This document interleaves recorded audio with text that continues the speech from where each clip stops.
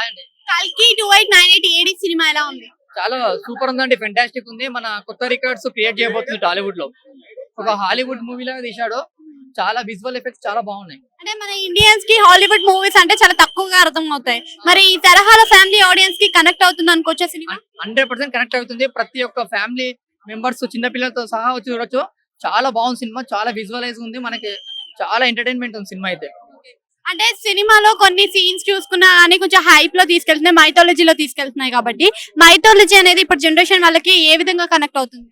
చాలా బాగా కనెక్ట్ అవుతుంది. చిన్నపిల్లలకు పెద్దోళ్ళకి చాలా చాలా క్లియర్ కట్ గా తీసాడు మూవీ. మైథాలజీ కూడా చాలా క్లియర్ గా అర్థం. మన పవర్ రేంజర్స్ కంటే ఇంకా హాలీవుడ్ తీసే కంటే అర్థం కాదు, కానీ ఇది నాగేశ్వన్ గారు చాలా మనకి ప్రౌడ్ఫుల్ గా తీశారు.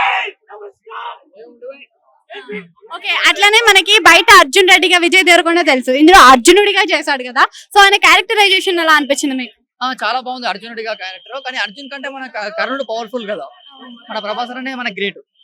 అంటే ప్రభాస్ ని తక్కువ టైం చూపించారన్నారు, మరి ఫ్యాన్స్ ఏం ఫీల్ అవ్వరా? అలా అంటే సినిమా స్టోరీ అలా ఉంది. తక్కువ టైం కదా, ఆయన మెయిన్ టైం లో వస్తాడు. అందరూ క్యారెక్టరైజర్ అందరూ చూపించాలి కదా. ప్రభాస్ అనే సినిమా చూపిస్తే మొత్తం అది బాగుంటది కదా. అంటే పాన్ ఇండియన్ లెవెల్లో స్టార్స్ అందరూ ఉన్నారు కదా, ఆ స్టార్స్ అందరికి బర్త్ క్యారెక్టరైజేషన్ ఇచ్చారు అనుకోవచ్చు. 100% పడుతుందండి.